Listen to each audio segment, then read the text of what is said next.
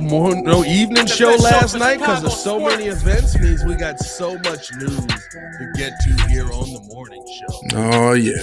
There's plenty to talk about today, my guy, because got a little injury concern around some of the wide receivers on this team. Got the injury update yesterday, and a couple of DNPs on that list. Is that going to make things tough for Caleb Williams heading in versus the Houston Texans? Also got to give praise to one of these dominant DBs on this team. And no, it's not Jalen Johnson. It is the NFC Player of the Week, Tyrique Stevenson. He absolutely balled out. Got to break down some of what he's been able to do and why that's going to be so important heading into this Week 2 Houston matchup. And we got the news yesterday that the Bears are going to wear the orange jerseys. All right. Now, you know I love the orange jerseys. Oh, they're sweet. I'm a big orange jersey fan. Ah.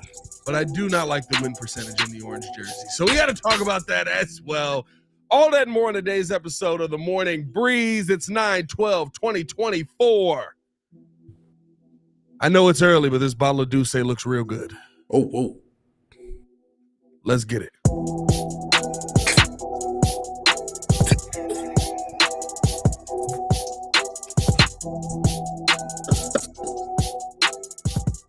Oh, man, we starting early. Oh, no. You know what's tough, though, is like because we've started the Morning Breeze, we're starting to do this Monday through Friday. Like normally I have a little nightcap, I mean? I'm like, a little nightcap. Man, I got home last night from the ESPN event at the Rosemont Entertainment District.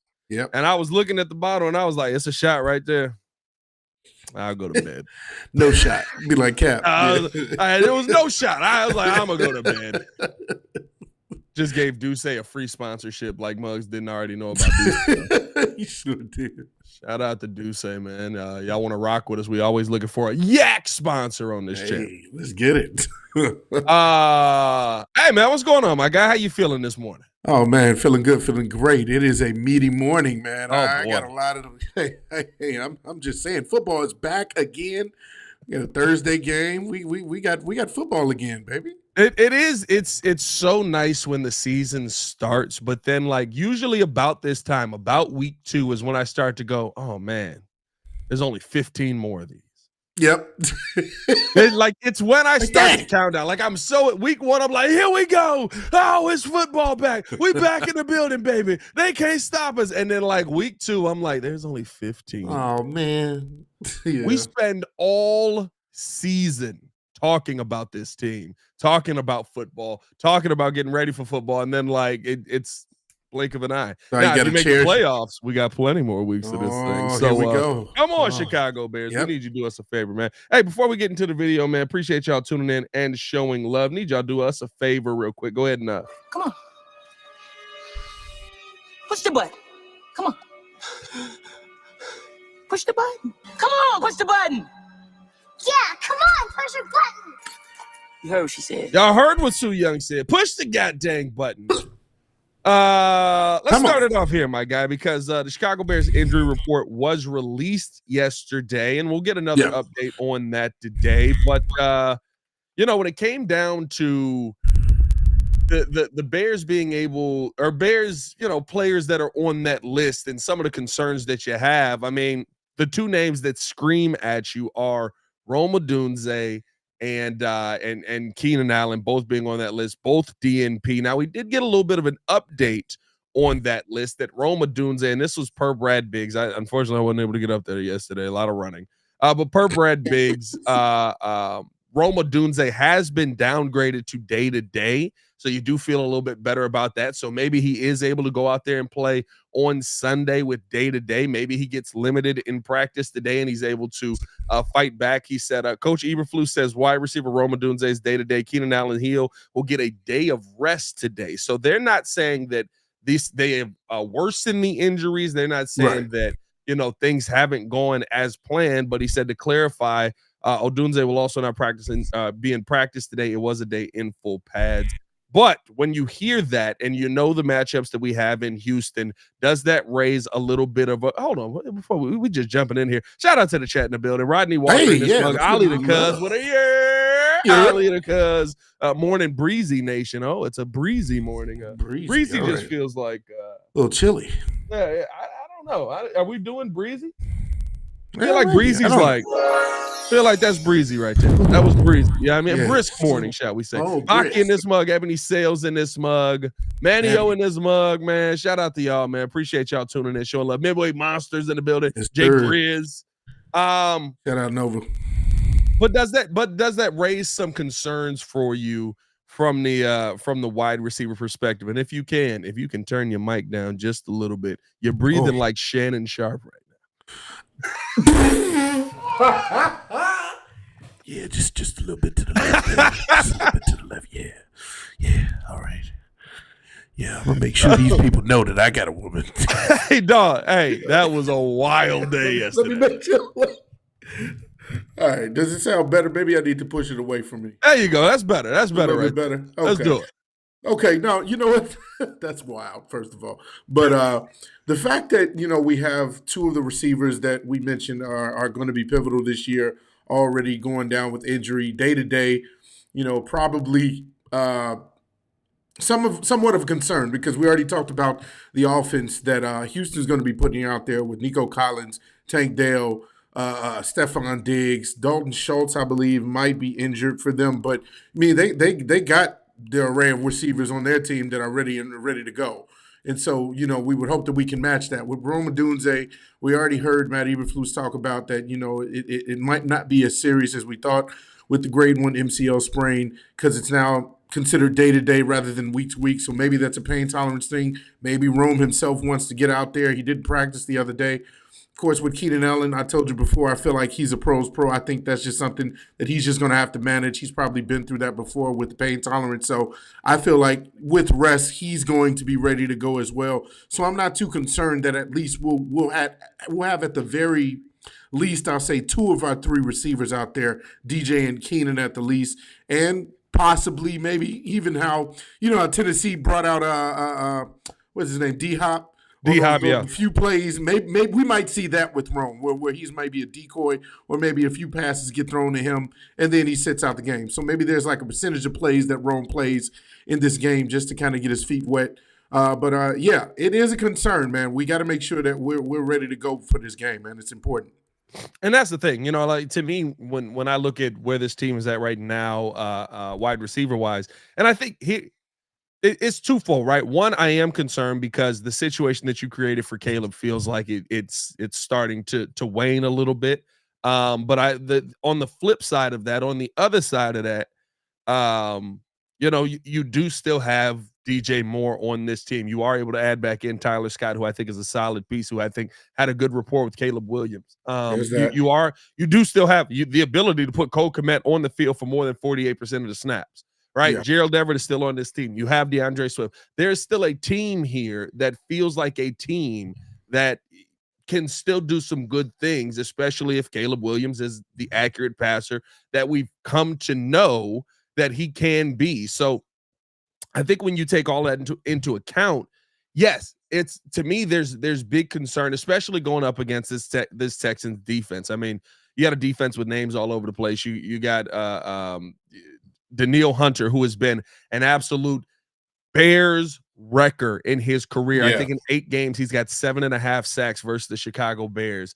You've got Will Anderson, the defensive rookie of the year last year, who does not look like he has slowed down in the slightest, right? Like, I think offensively we match up well, but when you look at the defense, you would like those guys that not only can take the top off, but also those guys that can be sure-handed in those third down moments. But you kind of still got that guy as well, right? That's why I say you don't want to just overreact to everything that, oh my God, the whole situation has crumbled around him. Like, I think what's always funny is we always say, well, you know they're going to take away this receiver. You know they're not going to let this receiver beat you. DJ Moore is one of them receivers that it don't really matter what you do. he's gonna get his if you throw him the football. And it's always interesting to me when we hear that from the Bears, like, well, we don't want to force him the football because they know that, well, we force the football to Justin Jefferson, nobody stops him. We force the football to Jamar Chase, nobody stops him. And yes, they are better receivers than DJ Moore, but I think DJ Moore is one of those receivers where if you throw him the football more times than not, he comes away with the football. Absolutely. Absolutely. Yeah, there are certain things that I'm not worried about. I mean, if you still have your wide receiver one on this team, there's a good chance that things can go well. Of course, we always talk about the other weapons on the team that could get utilized more with a different game plan with Shane Waldron and Cole Kmet, Gerald Everett, DeAndre Swift. Like, these are the guys that need to step up if somebody is down. And as you mentioned, Tyler Scott's still waiting in the wings as well as a healthy scratch in game one. He's a guy that can be used, maybe an explosive play here or there down the field. For me, and this might be a meaty take. I'm going to go ahead and get my meathead take for a second.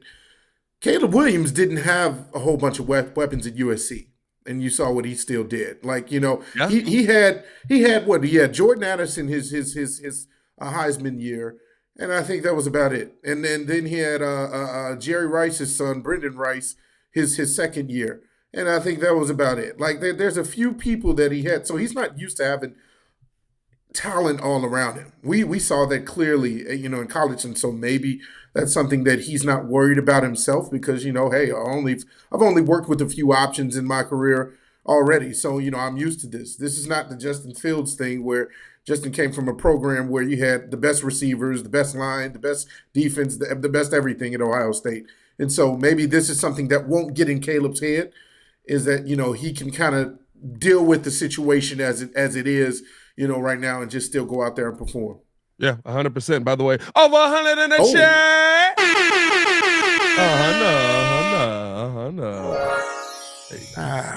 Yeah. Make it beautiful sense. day. I don't like that. I don't like when you do the pumps and then I hit that and you go, It feels like you completed. You already called me Shannon, so hey, the pumps in the eye just makes it sounds right. Dog. Unc was going crazy yesterday, bro. Yeah, just a little bit. Hey, bro, listen. Shout out to Unc.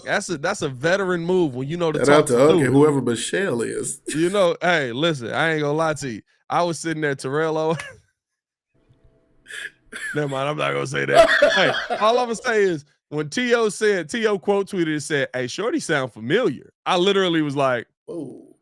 Passing it around like I know exactly who he said she sound like, and she does. What's the name on that? But no, man. Listen, at the end of the day, I think here's the thing with the wide receiver room injury concerns with where the Bears are at right now. Even if those guys are out there, they may not be good to go, or they may not be 100%. But what I do like is that it doesn't feel like we're trending towards no matter what these guys are out. And especially with Rome Odunze, I like the fact that we're kind of that's not something that is pushed because what a young pick with the number 9 overall pick, right? Maybe even if Caleb Williams wasn't drafted by the Bears and he was the Bears only pick, you would see him be sat down in this game with an NCL sprain because we don't want to risk anything. We don't want to. We want to make sure we bubble wrap these guys and that they're all safe and that nobody's hurt. But they're football players. The healthiest they're going to be was the week before week 1. That's the healthiest they will be throughout the entire season. And so when I see guys who are like, well, yeah, but we're still going to go out here and try and play. We're still going to go out here and try and make an impact on this game. Keenan Allen, I expect, like you said, he's one name that I expect to see the Chicago Bears have on the field out there.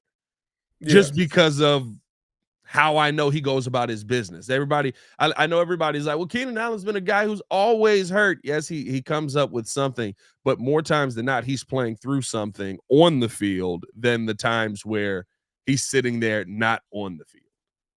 Yeah. So I'm not as concerned heading into the game that those guys won't be there, especially hearing Rome maybe day to day. But I am concerned that you may not be able to utilize them in the same way. And I think here's the thing: you get some stuff underneath, you get some of that short stuff. Just make it so that you can't just zone in on DJ Moore. Yeah. Like that's Yeah. you got two guys really that you could throw the football to 12 times. And if Caleb's more accurate, he said it in his press conference. If he's more accurate, this is a different ballgame. Absolutely. No, I fully believe in that, and I think he will be more accurate. Something tells me that was just an off game, maybe a little bit of jitters.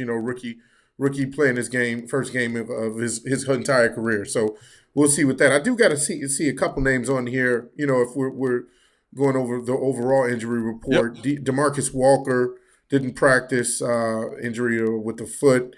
So not sure, what that timeline looks like, and then also you got Ryan Bates. Those two names, well, he was limited in practice, so it wasn't like he was a full, he wasn't out there fully. But those two names are important for various reasons. You saw DeMarcus Walker's impact in the Titans game. That crazy, just get the ball out of my hands from Will Levis. That was DeMarcus Walker coming up the middle with pressure, on him. So he had a real good impact. That's a guy that is really good at the pressure with the run game as well, setting the edge. That's where he's pretty good at. And so that's a name that you would love to see out there for the Texans. Then also, of course, we talked about the deficiencies at the middle of the line with Coleman Shelton and Nate Davis. Ryan Bates is the next guy up. That's the guy that I want to see, maybe get a little bit more playing time, some more snaps at either center or at right guard. Either one, take your pick, so we can see if there's an improvement with the protection for the line. Yeah, let's talk about that a little bit more on the other side of this, man. Appreciate y'all tuning in and showing love. Hit that like button if you have not done so. Subscribe to the page. I'm gonna take a quick break to hear from a word from our sponsors, and then I want to get more into the offensive line because I think that is JC brings up a good point with Ryan Bates because we need help. We need your help. I need that as a drop. That Bugs Bunny in Space Jam. We need your help. I forgot about that. I'm getting that as a drop. We'll be back right after this. In Bears Nation, it's your boy Pat, the designer from the Windy City Breeze, where we keep it 100 about everything Chicago Bears. Now, if you're like me, you don't just watch the game, you live it, and that's why you need to check out BetDSI. BetDSI is where it's at if you want to put your money where your mouth is. They've been doing it for over 20 years, giving you the best odds, lightning fast payouts, and a platform that's as solid as the best O-line. Whether you're betting on the Bears to take it all the way or making clutch live bets during the game, BetDSI has you covered. And here is the kicker. Just because you're rolling with the Windy City Breeze, BetDSI is hooking you up. Sign up today with the promo code WCB, and they'll give you a 120% bonus on your first deposit up to $1,000. That's free money, folks, to make sure that you're winning as you back our boys in the blue and orange. So what are you doing? What are you waiting for? Head over to betdsi.eu, use the code WCB, and start turning your Bears passion into serious cash. BetDSI, where real Bears fans get it done. Appreciate y'all tuning in, showing love. Hit the like button, subscribe to the page, leave a 5-star review. Y'all know what to do. Let's keep going with the offensive line conversation. I thought that was that was a good spot to get into because you got two names on this list right now. You've got Karan Amagaji, who's still trying to come back from that quad injury. He has been limited over the past couple of weeks.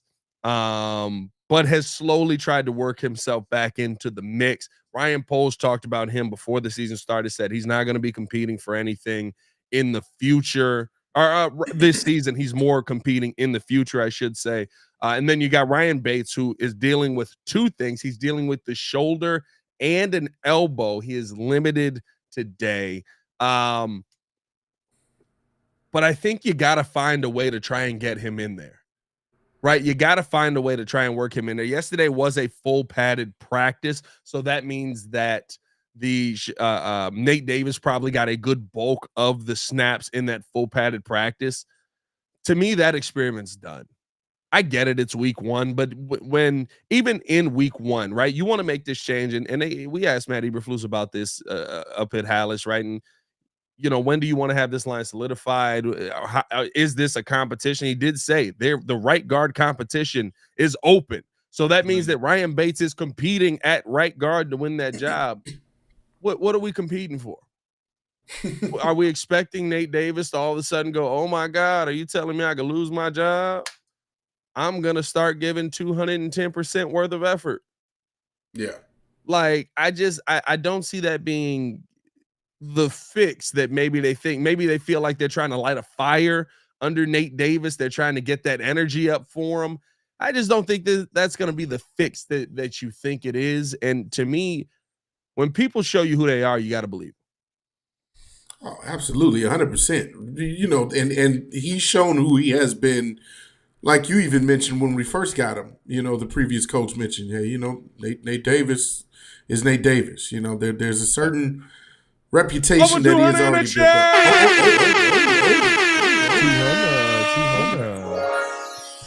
up. Only on the Morning Breeze. There's a certain reputation that Nate Davis has already gotten around the league, and even with his former team that you brought up, you know, in previous conversations. And so it's like you said, you know, when it walks like it, talks like it, it probably is it. So for me, and you brought this up before, you know, what if he gets demoted to second string, you know, and I would be completely fine with that. And if that doesn't put a fire under him, then again, I'd be completely fine with that. You know, of course, we talk about the money being, you know, the issue, and you just don't want to, you know, put him on the bench if he's worth 10 million. Well, right now he's not showing his worth, and so for me, it's next man up. You know, if you got Ryan Bates, that's probably, you know, going towards healthy, and then Kerman and McGidgey, who hopefully, you know, he's good to go in a little bit. I saw a tweet that said that what if, you know, even as a tackle, they try to start him or put him out there as a guard. We know tackles can move inside to guard. What if there's an experiment where he's promoted or put at right guard alongside Ryan Bates at center? You know, that could be a thing that could fix this, you know, kind of issue for the time being. No, man, 100%. I think here's my thing, you know, with where offensive line wise, y'all know my dream scenario, and I talked about this yesterday or at the event, right? Because Tom Thayer was talking about, you know, the offensive line and you know how they can improve it, how you can go out there and try and add something to it, and you did add Karan Amageji to this team to be a long-term piece. Jeff Joniak thinks that that's your long-term left tackle. That may end up being the case. But for this season, could a fix be putting him in there, trying to get him some reps in at that left guard position? Because on the other side of that, that would mean you'd be able to move Tevin Jenkins over to right guard. And I don't know if y'all remember that road grade of an offensive line that was happening on the right side last year, but you want to talk about being tingly. That's how defenders' extremities were feeling after Darnell baby. and Tevin Jenkins ran them over. It was like, I can't feel my fingers anymore. You had greatness on that right side of that offensive line, and I think that, to me, if you have a chance at greatness, you need to try and figure out how you're going to do that, because dominating on one side of the line is how you start to win. I understand you want to have stability throughout the whole line, and I do think that, you know, Tevin Jenkins is probably helping Braxton Jones with some things over on that left side. I think that you do need to have that. But if my option is we can be on part of the line or we can be great over there, give me the greatness. You know what I mean? Give me the greatness. Like, and I think that you want to get this kid's going to be playing this year. Based on what we saw in week 1, Karan's going to play at some point this season. Why not start that? Why not start that process now? And only if he's healthy, right? Only if he's healthy. Like, to me, that's Ryan Poles has been so willing to play rookies Matt Eberflus has been so willing to play rookies the entire time, and we've seen how that has prepared them. I mean, Tyrique Stevenson playing his rookie year. Yes, he got cooked early on in the season, but you saw him adjust. You saw him figure it out. Yeah, and then all of a sudden, now he's one of the best DBs in the NFL. He's somebody that we're going to be talking about, the NFC Player of the Week here, and he's somebody who we're going to be sitting here talking about why his impact is so important to this team, right? Jaquan Brisker playing his rookie year, Kyler Gordon playing his rookie year, Darnell Wright playing his rookie year. We've had this willingness to play rookies, and so for me, at the end of the day, like, I don't see why. You know, I get it. He's from a lower tier school. You want to get him up to speed and stuff, but you drafted him to play in the NFL. Let this kid play in the NFL. Yeah, and I see some people who are questioning, whether or not is that a good move where, maybe you experiment with him at a different position where tackles have thrived before. Is he going to be a backup? Who's going to be the backup LT? I see Reg Jones mentioning that. For me, at this point, I'm worried about the starting lineup. That's my main priority. If we're talking about who's going to be the backup, we can address that later. For me, I'm looking for the best starting five. Where can you put them? Do they gel together? Can that chemistry be something that can work getting into the heart of the season? Yeah. And what if Tevin does have to go to the right side again, just so we can make sure we have that side, solidified. And my thing is, what was the reason for us moving Tevin from right to left in the first place? I kind of forgot that because that was Nate years Davis ago. came back. He was already. You talk about originally? Yeah, I think because this is before Nate Davis, he was on the left side. Originally, it was because he was playing right tackle, and then we drafted Darnell Wright. So you moved him back over to left guard because you felt you wanted that stability on the line, and we had signed Nate Davis. Right tackle. Yep, and we still had confidence in Nate Davis back then. Yeah. That was a long time ago. Yeah. So that's my thing is, you got to get your best five out there, because there's no quick fix right now. I saw a few people mention some names. Shout out to Jay. I know you've connected with him a few times. I know he put a video out where maybe you go and get somebody like one of the best centers in the league from the Raiders, but then you'd have to throw out a trade package of maybe Khalil Herbert and a fourth rounder. I mean, hey, I'm fine with that. If you want to get a quick fix of getting, I don't remember his name, Sherman or something. I can't remember the center's name, but he's on the Raiders. I don't know, man. Like, listen, if you can trade for a blue chip center, do it. I don't care what it is. If you could trade for, shout out to JC Franklin with the super chat this morning. Good morning, my guy. Dropping a good morning, fellas. Appreciate you supporting the channel monetarily like that. If you can trade for a guy, trade for a guy. Yeah. You know what I mean? But like, teams don't give up blue chip players. Yeah, like what would that take? It's not going to take Khalil Herbert in a fourth. I'll tell you that much. That's what I was like, man, that sounds too good to be true for a like top five center. You're going to be talking about probably that 33rd overall pick, which is definitely going to be the 33rd overall pick with how the Panthers play. We just booking it after what? Yeah, I mean, listen, that's a whole franchise. That's an XFL team. Oh, them might as well go sign Chase Claypool. Oh, baby. But no, I just like, to me, that there's this. We clearly see the positions that we want to address, but here's my thing. We've been wanting to address these positions the entire time, and Ryan Poles hasn't gone about addressing them with a veteran. You're probably just waiting till the draft. That's what sucks. Right? Like that's where that to me is where you maybe are taking too much time here, and why I wanted a guy like Jackson Powers Johnson. Yes, I know he's dealing with injury right now, but you at least would have been able to say, we got this guy. We've got this guy already in there, right? Like Connor Williams was available this offseason, and we didn't go sign him. There were centers out there this offseason that we didn't go after. There were veterans out there that you could have spent money on that we didn't spend money on. Instead, we went out and we got Coleman Shelton, and we got, like, you're trying to Band-Aid the middle of your offensive line for a rookie quarterback. That's not a great position to put a rookie quarterback in. And I've been saying this the whole time, but everybody was sitting there going, Pat, we're not wasting our time on a center. We just got to get that ball out quick. Well, when it's hard to get the ball out quick? When the center can't stand there long enough for you to get the ball out quick. Yeah, he's on his back. Face down, back up, man. I'm telling you, it's a tough place to be. Hey, man, let's keep this thing moving along, man. Let us know your thoughts in the comments below. Appreciate y'all for tuning in and showing love. Hit that like button if you have not done so. Subscribe to the page. 134 in the building on the YouTube side, 49 likes. Hit that retweet button if you're over on the X side, 88 in the building. Just take a second, pop out, hit the like button, hit the retweet button, pop back in, man. Appreciate y'all for showing love to the channel like that. Let's keep this thing moving along, my guy. Tyrique Stevenson absolutely balling out this week. He is named NFC Player of the Week. Well, Defensive Player of the Week.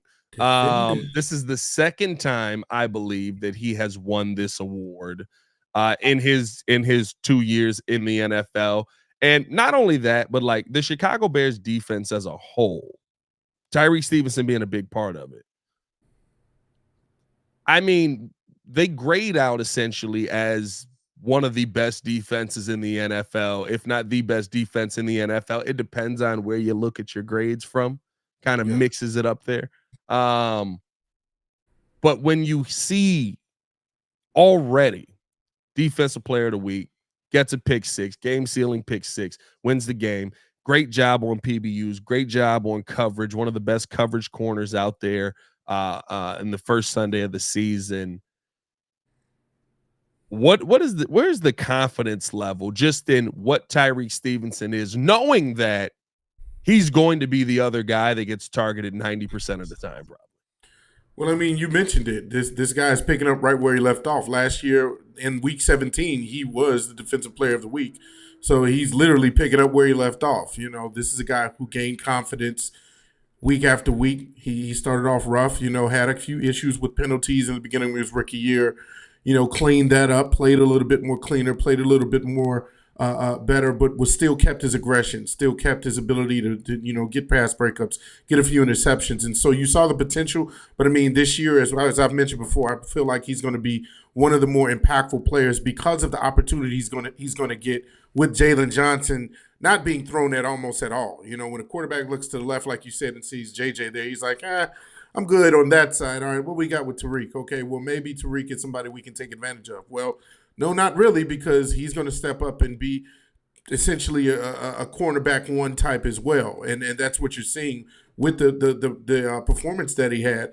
There was one time, and I saw the presser where it said that, when he had the touchdown thrown on towards him, I think it was Okonkwo, the tight end that got the touchdown. He even mentioned, he said, man, 10 out of 10 times, usually, I don't let that happen. So you still love the confidence in the fact that, he's going to get back to the attention to details. Even with winning the award, he wants to be better. So that's what you love about him. I foresee him winning more of these awards, man. So he's looking to probably have a breakout season. No, and I think that's the thing too, right? Like, I love that about him. And yes, everybody's gonna say, I can't give up a touchdown there. I got to be better. That's on me. Yeah. But to me, like, that was a moment, and it's why, like, I feel so confident defensively coming into this Texans game. I've said this a couple of times this week. For every weapon you can talk about they have, we got a weapon for you. For every weapon you can talk about they have, we got an answer for you. You know what I mean? For everybody that you can talk about, okay, like, they got Nico Collins, they got Stephon Diggs, they got Tank Dell, right? We got Jalen Johnson, we got Tyrique Stevenson, we got Jaquan Brisker, we got Kyler Gordon, we got all of these names too, right? You put your money up, we put our money up, we meet in the middle and see who's going to win that matchup. And it's why I feel like the Bears can go into Houston and find a way to win this game. Why I don't think that the Bears are going to be why I don't think this is going to be a blowout game, right? Like, I feel like there's some people that are looking at this and they're like, they about to go in there and just, like, first game at home, it's going to be a whiteout where basically everybody wears white.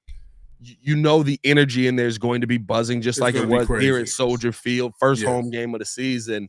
Why would I pick the Chicago Bears to win it? And to me, it's because, and I don't know if I'm picking them to win, but why would you say the Chicago Bears are going to compete in that environment after what we saw Sunday? It's because of guys like Tyrique Stevenson. Because I know, yes, I have Jalen Johnson. Yes, Jalen Johnson is going to spend time on Stephon Diggs. He's going to cover him the entire day. He's going to, he's going to be all over this guy. But when Nico Collins is out there, how does Tyrique Stevenson match up? When it's Tank Dell out there, how does Tyrique Stevenson match up? Those are the guys to me who make the most importance on this team, because of, I know we're going to cover the main names. I mean, heck, even if we sit there and we talk about the Chicago Bears on the defensive line, right? How do the other names make up? You talk about Montez Sweat on that defensive line, on a really, really good offensive line for the Houston Texans. You talk about Montez Sweat on one side. That's a name we want to see more from. But Javon, can you do it 2 weeks in a row? Darrell Taylor, can you do it 2 weeks in a row? I saw Dominique Robinson get 2 sacks in a game. It was impressive versus one of the best left tackles in the NFL. He was inactive because we ain't never seen him get a sack again. Let's get that consistency. Yeah. Yeah.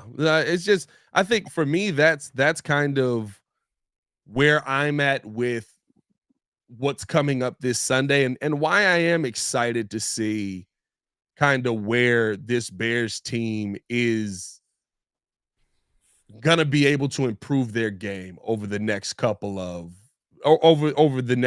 days, especially offensively. Yeah, this defense, I think, is going to be the reason that if we win, we're going to win because of the defense again, and perhaps even special teams. And that's not to say that the offense won't take a step forward than what we saw in week 1. I mean, they can only take a step forward. It literally was at rock bottom with what we saw. Yeah. But my thing is, I think with the way the Houston Texans play, with the weapons that they have, with the confidence and the ascension of C.J. Stroud in his second year, this is a guy who is possibly going to be a special player, and already is in many ways. You have to show and prove, especially on a national TV setting like this. This is the time to show the world that the Bears defense is actually going to be what we say top 5, if even better than that, in the league. This is a prove-it game to see, okay, well, will we actually stand against a fully stacked team like the Texans with a really good quarterback. And so, by extension, we talk about Tyrique Stevenson. This is another chance to, perform well on that stage where, Jalen's probably going to be trying to hold down Stephon Diggs. You got Nico Collins or vice versa, whichever one is wide receiver one in their book. And then, Kyler Gordon's got Tank Dell, at the slot. So, this is a chance for them to prove, hey, we can keep up with these guys. This is not just going to be a walkover. I see some predictions in the chat where a lot of people think maybe Houston's just going to blow them out the water, and then there's some others that are going to predict a close game. I think that this is going to be a close game for real because of the defense. Yeah. No, the defense keep you in it. You got to get a little je ne sais quoi, anything from the offense on it. Get a little spice. You got to add me a little something. You got to add something. I think that's the thing right now where, like if you're going to continue to be successful, if you're going to find a way, because you're not going to win. I say this, it's not even just the next couple of games. Or I'm sorry, it's not even just next week. You're not going to win the next couple of games if you're not able to go out there and get a dub or do something offensive.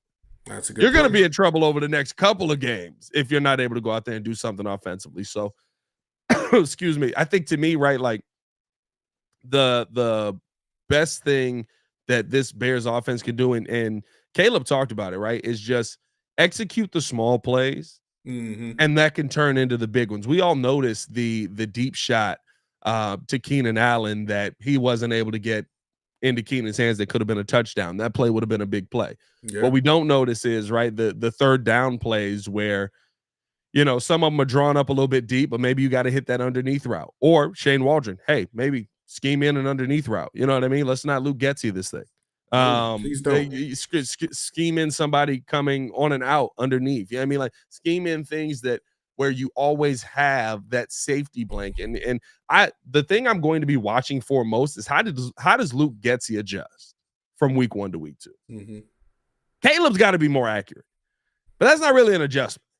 Like that's just like, hey, do your job. How does Luke Getsy adjust his game from week 1 to week 2 to have to go out there and scheme something up versus another defensive line that can absolutely get after your quarterback? Danielle Hunter can wreck your day. Yeah. Like if you let him get back there on Caleb, it'll be a long day. One of the things that I heard was talked about that I would love to see as a difference, and I didn't realize until I went back and watched more of it, is why don't we pass a little bit more often earlier in downs? Instead of having the 3rd and 8s, the 3rd and 11s, and 3rd and 14s, to have to pass. Did I say Luke Getsy on how to scheme this? How does Shane Waldron Oh boy, I didn't even catch that. Oh, don't take us back a year now. Oh, we're not going back. Everybody saying stop saying Luke Getsy. Sorry, guys. Apologize. I said Luke Getsy initially. Say don't do it that way, and then I follow through full Getsy. That's tough. You didn't get a chat PTSD, man. Oh yeah. Speaking of Luke Getsy, not to throw you off, but have you seen how fans are already like sick of Luke Getsy and Cody Whitehair? Makes sense. Yeah, absolutely. Makes a lot of sense. Like what did you think you were going to do when you picked him up? That he was going to just have a light bulb turn on and be like, oh yeah, I know how to run. I love the fans are like, wait, this guy sucks. It's like we told you. I'm not gonna lie, we tried to tell you. What did you expect? Like, come on now.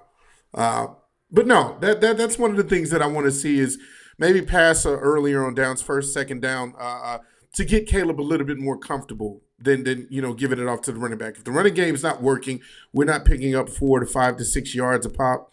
I want to see the pass, be a little bit more implemented early on in the down. No, 100%. I mean, listen, offensively, you gotta get something going. Now, I will say this: it may look a little Getsy-like because, oh boy, what's funny is Luke Getsy destroyed fans being able to use a good play. Like Chicago fans hate seeing a play that should be called versus a defense is getting after you. And that's a screenplay. We're just so tired of seeing it not work. Luke Getsy destroyed fans from like enjoying a good screen. I love a good screenplay. Luke Getsy just didn't call a good screenplay.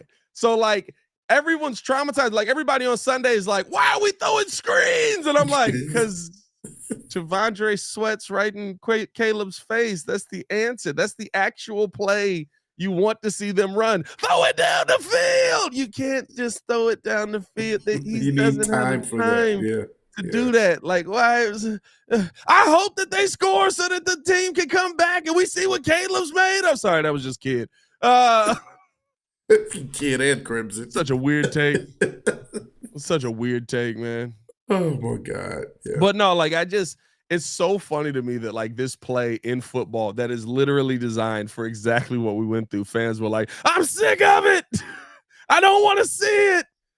And maybe don't run it to Gerald Everett. I'll say that too. On a third, maybe if you were going to run it to Gerald Everett on a 3rd and 20, what is it? 3rd and 29, just punt on 3rd down. Give up. Yeah, I mean, it's okay. We don't need to do that. I don't need bad play call. I needed to see nothing about that. Let's finish it out here, man, because we got the word yesterday that the Chicago Bears are going to be wearing the orange jerseys. Now, color-wise, as a Bears fan, I love the orange jerseys. Yes, they are my favorite jerseys that the Bears have. I have a Devin Hester orange jersey. But there is one problem with the Bears orange jerseys. Since their inception in 2004, the Chicago Bears record in the orange jerseys is 6 wins and 11 losses. The orange jerseys do not bring the Bears good fortune. Come again? You said 6 and what? 6 wins. Oh boy. 11 losses. That hurts. And I'm not going to lie. Over the past few years, you can almost book that they're going to lose in the orange jerseys. Mostly because we usually wear them versus like the toughest opponents. So maybe that's playing into it more than anything. But whenever I see the orange jerseys pop up on the schedule, I feel so much worse about how the outcome of the game is going to go. And I don't know if I had the Bears getting a win, but now I'm definitely leaning towards the Bears probably. You already booking it just because of the color of the jersey. And I'm not going to lie. It's 100% because of the jerseys, bro. Like now we did get a win. Let me see. Do they have all of these? We got a win against the Panthers. That's not really saying nothing. But that's my thing, though. Let's build the jerseys back up. We got to take some layups. When we played the Panthers, you throw the orange jerseys on. You know what I mean? You got to take some layups here. When you go up against the Tennessee Titans, well, no, because that's at home. You got to start off in the navy blue. I mean, who else? What's the schedule here? What's the schedule? Like, I feel like you could have picked. Should we wear them against the Colts? And now here's my thing as well, right? Because the other problem is, and Joniak, or who brought this up? Thayer brought this up yesterday. Do you wear them against the Colts? No, that's not a layup. We got the Panthers on October 6th. Oh, there we go. Wear them then. Yeah. But, I forgot we got the Panthers on October 6th. That's a dub. But they're done. Like, seeing the Panthers on there cracked me up. I completely forgot we played the Panthers this season. That is hilarious. Well, you already eliminated them as an NFL team. They're done. They were eliminated before the coin toss started. No, but my point is, right, and the worst part about it is, like, then the Bears players try to start like accessorizing with the orange jersey, so they want to be all oranged out, and they're like, oh, I look cold. No. I need white gloves for everybody. I need white sleeves for everybody. We need to mandate the extra wear, because you know when you can really see a hold on somebody when they got orange gloves on a white jersey. Shout out to Julian Edelman out there. Julie. His gloves are red from the car. And red gloves over here. So what you're saying is that the orange jerseys are almost like Sports Illustrated. Like we have a curse that's upon us, right?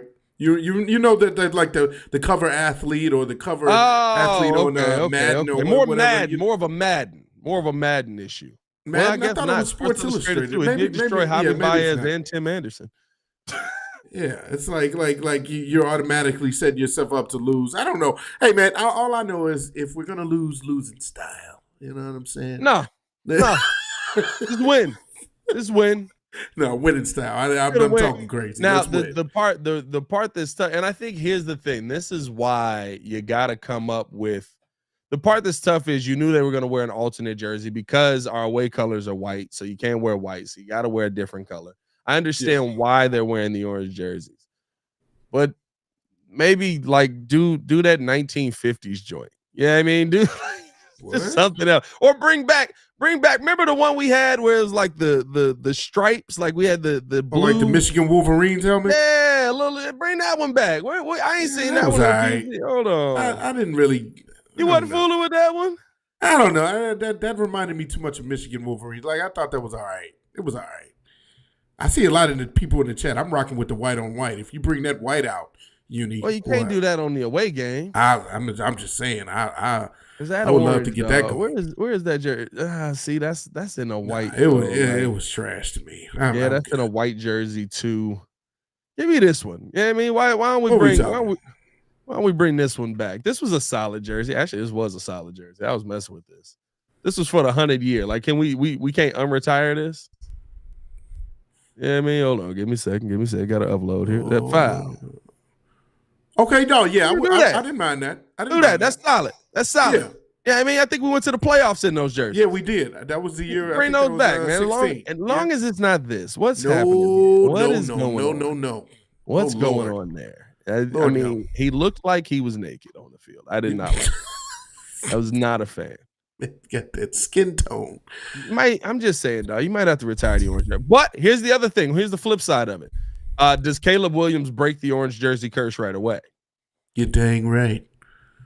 He's got to improve. I mean, he can only go up. I think he's the guy to do it. I'm not going to have PTSD. I'm not going to be scared. I'm not going to be nervous.